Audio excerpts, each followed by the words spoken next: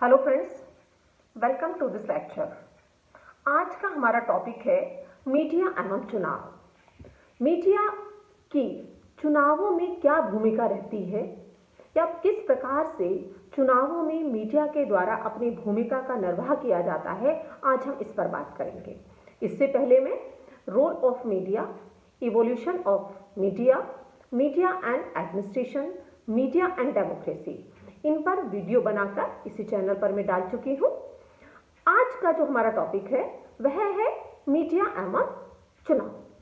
जो चुनावों के दौरान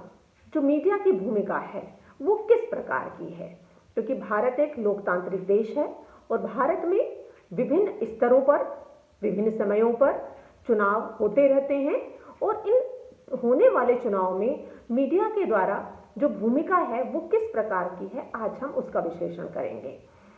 मीडिया का जो स्वरूप आज है वह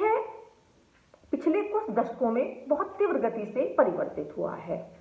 मीडिया ने जो अपनी यात्रा प्रिंट मीडिया से आरंभ की थी, आज वह सोशल मीडिया तक पहुंच चुकी है। अर्थात अब मीडिया के बहुत सारे प्लेटफॉर्म समाज में उपलब्ध हैं और उन प्लेटफॉर्म का प्रयोग सभी के द्वारा किया जा रहा है।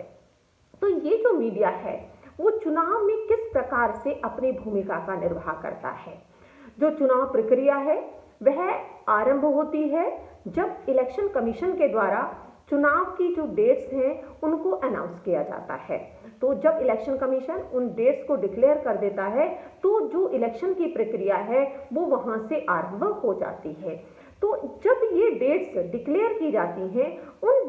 डिक्लेयर डेट का जो प्रचार एवं प्रसार है या जनता तक पहुंचाने का जो काम है वो मीडिया के द्वारा किया जाता है। इलेक्शन कमीशन प्रेस कॉन्फ्रेंस के माध्यम से उन तिथियों को डिक्लेयर करता है और जो मीडिया है वह विभिन्न माध्यमों से उनको जनता तक उन तिथियों को पहुंचाता है। इसके बाद जो प्रोसेस होता है वो होता है कि जब राजनीतिक दलों के द्वारा जो उनके कैंडिडेट होते हैं उनकी लिस्ट जारी की जाती है और ये जो लिस्ट है उनको जनता तक पहुंचाने का काम भी मीडिया करता है।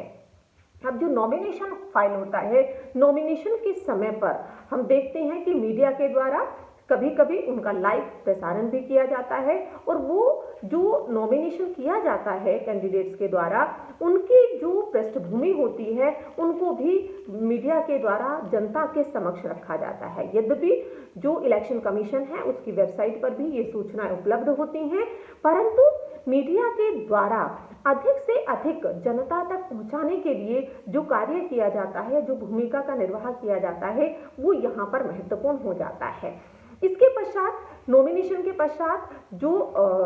प्रक्रिया आरंभ होती है उसमें जो तिथियां होती हैं चुनावों की, उन तिथियों से संबंधित जो भी गाइडलाइंस जारी की जाती हैं, कौन सा क्षेत्र किस दिन पर कहां पर चुनाव होगा, और इलेक्शन कमीशन के द्वारा जो और भी गाइडलाइंस जारी की जाती हैं उनको जनता तक पहुंचाने का एक माध्यम जो है वो मीडिया होता है। पोलिंग बूथ को लेकर, पोलिंग बूथ उनके अगर किसी लोकेशन की बात है तो किस एरिया में कब चुनाव होगा उससे संबंधित जानकारी, अगर हम कहें जो पोलिंग है उससे संबंधित जानकारी, वोटर के लिए अगर इलेक्शन कमीशन के द्वारा कुछ गाइडलाइंस जारी की गई हैं उनको जनता वोटर तक पहुंचाने का जो कार्य है वह मीडिया के द्वारा बहुत महत्वपूर्ण तरीके से किया जाता है। यद्यपि जो इलेक्शन कमीशन है उसके जो अपने सोर्सेज होते हैं उन माध्यमों से भी जो इलेक्शन कमीशन है अपनी जो उसके समय समय पर वो गाइडलाइंस जारी करता है, उनका प्रचार एवं प्रसार किया जाता है। परंतु जो मीडिया का भूमिका है समाज में वो समाज के हर क्षेत्र तक, हर कोने तक फैला हुआ है। तो उसका जो ये फैलाव है वह फैलाव जब वह चुनाव से संबंधित सूचनाओं का प्रसार करता है, प्रचार करता है और उनका विस्तारण करता है तो उसका जो पहुंच है वो उनको और अधिक सारगर्भित बना देती है। तो इस प्रकार से जो सूचनाओं का विस्तारण है वह मीडिया के माध्यम से बहुत ही महत्वपूर्ण तरीके से किया जाता है। अब हम ये देखें कि जो इलेक्शन कमीशन के द्वारा है जो समय समय पर जब चुनाव होते हैं तो चुनाव में जो भी होने वाली घटनाएं हैं, चाहे वो पोलिंग से संबंधित है, ये पोलिंग कितने परसेंट हुआ है उसकी जानकारी उपलब्ध कराना, टाइमिंग क्या रहेगी उन टाइमिंग की जानकारी लोगों तक पहुंचाना। इसी के साथ साथ अगर कहीं पर पोलिंग के दौरान कोई घटना घटती है तो उस घटना को पब्लिक में अपने मीडिया के माध्यम से दिखाना, इलेक्शन कमीशन तक पहुंचाना, तो ये जो कार्य है पोलिंग के दौरान जो घटित होता है उनका भी प्रचार जो है उसको हम कहें मीडिया के द्वारा अधिक से अधिक लोगों तक पहुंचाया जाता है। इसी के साथ साथ पोलिंग के संदर्भ में जो भी इलेक्शन कमीशन की गाइडलाइंस होती हैं उनको, क्योंकि मीडिया एक ऐसा माध्यम है जो इलेक्शन कमीशन, राजनीतिक पार्टी और लोगों को एक साथ जोड़ता है, अर्थात जो सूचनाएं इलेक्शन कमीशन से जनता तक पहुंचानी है और जो जनता से संबंधित जो उनकी आवाजें हैं उनको अपने प्लेटफॉर्म पर या मीडिया के माध्यम से दिखाकर इलेक्शन कमीशन तक भी वो पहुंचती हैं। तो इन संदर्भों में जो मीडिया की भूमिका है यह समाज में महत्वपूर्ण हो जाती है, चुनाव प्रक्रिया के दौरान महत्वपूर्ण हो जाती है, जिसका कि जो अगर हम कहें जो ये सूचनाएं हैं जब वो समाज में लोगों तक, वोटर्स तक पहुंचती हैं तो वो और महत्वपूर्ण हो जाती हैं। अब जो एक और महत्वपूर्ण भूमिका है मीडिया की वो है कि जो वोटर है उस वोटर को किस प्रकार से मीडिया के माध्यम से वे जागरूक करते हैं, मोटिवेट करते हैं, क्योंकि किसी भी लोकतांत्रिक व्यवस्था की जो मजबूती अगर हम कहें तो उसमें है कि जो जनता की सहभागिता है वो कितनी है। जनता की सहभागिता अधिक से अधिक होगी तो लोकतांत्रिक व्यवस्था, लोकतांत्रिक संस्थाएं उतनी ही मजबूत होंगी, क्योंकि चुनाव एक ऐसा माध्यम है जिसके माध्यम से जो सत्ता है उसका परिवर्तन होता है। तो सत्ता परिवर्तन में जो जनता की आवाज है यह आवाज आएगी वोटिंग के माध्यम से। तो जो वोटिंग प्रतिशत है उसको कैसे बढ़ाया जाए, क्योंकि अगर हम भारत में पिछले चुनावों का अगर हम उन आंकड़ों का विश्लेषण करें वोटिंग परसेंटेज, तो उस वोटिंग परसेंटेज जो अभी थोड़ा कम है उसे किस प्रकार से बढ़ाया जाए, अधिक से अधिक वोटर्स को बूथ तक उन्हें किस प्रकार मोटिवेट करके वहां तक लाया जाए, ये महत्वपूर्ण हो जाता है। तो यहाँ पर जो मीडिया के द्वारा समय समय पर जो अवेयरनेस के प्रोग्राम चलाए जाते हैं, जो छोटी छोटी हम कर देखते हैं कि एक एक मिनट के इस तरीके के कार्यक्रम बनाए जाते हैं, अट्रैक्टिव होते हैं कि उन्हें वोटर देख के उसे जब उसके मत का महत्व समझाया जाता है उसके माध्यम से तो वह उससे मोटिवेट होता है। इसी के साथ साथ जो वोटर है उसको जागरूक तो करना ही है, मोटिवेट इसलिए करना है कि वो ना केवल अपने वोट का प्रयोग करे बल्कि जो उसके आसपास रहने वाले वोटर्स हैं उनको भी वो लेकर जाए, और विशेषकर उन लोगों के लिए, उन वोटर्स के लिए जो पहली बार वोटर होते हैं, तो वो जो पहली बार वाले वोटर हैं उनको अधिक से अधिक किस प्रकार से वह मोटिवेट करते हुए उनको वह पोलिंग बूथ तक जाने के लिए प्रेरित करें, अपना वोट डालने के लिए उनको वो प्रेरित करें। इसी के साथ साथ जो मीडिया की अहम भूमिका है वो देखें कि इन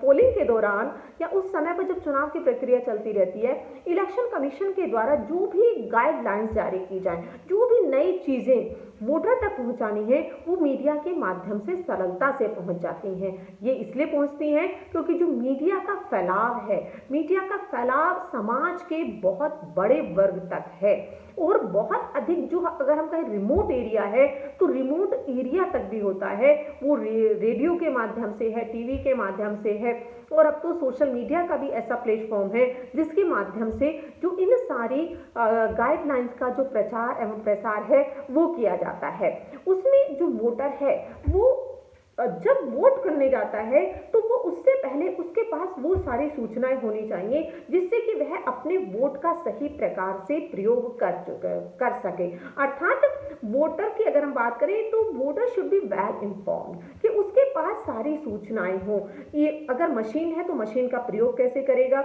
और उस मशीन को प्रयोग करती बार वह किन किन चीज़ों का ध्यान रखेगा, किन चीज़ों को उसे साथ लेकर जाना है। तो ये सारी चीज़ें जो हैं वो उनमें जो भूमिका है वो मीडिया की भूमिका यहाँ पर कैसे होती है। इसमें जो डिबेट और डिस्कशंस होते हैं विशेषकर टीवी चैनल्स के माध्यम से और सोशल मीडिया पर, तो ये डिबेट और डिस्कशंस वो हैं जो कि आम नागरिक को, जो कि वोटर को उनका इन्वॉल्वमेंट, उनका अगर हम कहें वोटिंग के लिए उन्हें मेंटली प्रिपेयर करना, उन्हें एनकरेज करना, मोटिवेट करना, उनमें महत्वपूर्ण भूमिका निभाई जाती है। टीवी चैनल्स पर जो डिबेट्स होती हैं जहां पर पॉलिटिकल पार्टीज के जो लीडर्स होते हैं उनके जो अपने नेता होते हैं वो आकर अपना पक्ष रखते हैं, वो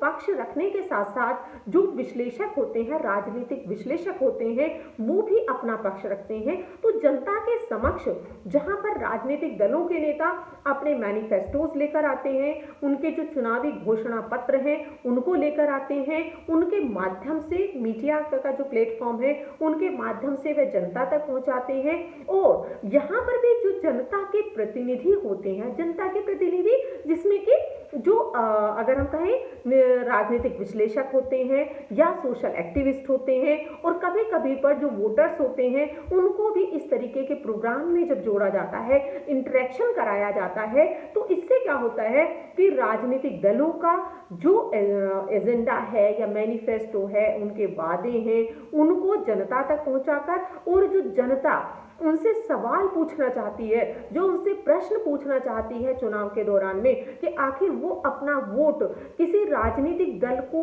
क्यों दें, उसका क्या आधार है, तो वो राजनीतिक नेता किस प्रकार से उसे डिफेंड करते हैं और जस्टिफाई करते हैं कि उनके ये जनता के लिए वो काम करेंगे। तो इस तरीके का जो प्लेटफॉर्म अब लोगों को मिल रहा है वह टीवी चैनलों के माध्यम से है, वह सोशल मीडिया के जो विभिन्न प्लेटफॉर्म हैं, वो व्हाट्सएप है, फेसबुक है, यूट्यूब है और इंस्टाग्राम है, ट्विटर है, ये वो सारे सोशल मीडिया के प्लेटफॉर्म हैं जो कि अधिक से अधिक जनता तक अब पहुंच रहे हैं। क्यों? क्योंकि जिस प्रकार से लोगों के पास में जो गैजेट्स हैं वो उनके पास उपलब्ध हैं, तो वह सोशल मीडिया का भी लाभ इन संदर्भों में उठा रहे हैं। तो इस तरीके के जो चुनाव से संबंधित सारी जानकारी है मीडिया के द्वारा जनता तक पहुंचाने का कार्य किया जाता है, और जो जनता का पक्ष है उसको राजनीतिक दलों के द्वारा जो उस समय पर सरकार है उससे प्रश्न पूछकर, बाकी राजनीतिक दलों के जो मैनिफेस्टोज होते हैं उन पर चर्चा करके एक ऐसा प्लेटफॉर्म मीडिया के द्वारा प्रदान किया जाता है जो लोकतांत्रिक व्यवस्था में जब हम चर्चा की बात करते हैं, संवाद की बात करते हैं, और विशेषकर जब ये चुनावी प्रक्रिया चलती रहती है तो उसमें यह और भी महत्वपूर्ण हो जाता है। तो इन संदर्भों में जो मीडिया की भूमिका है वो चुनाव में, भारतीय लोकतांत्रिक व्यवस्था में, क्योंकि चुनाव जो है वह लोकतंत्र का महापर्व होते हैं, तो इन संदर्भों में जो मीडिया की भूमिका है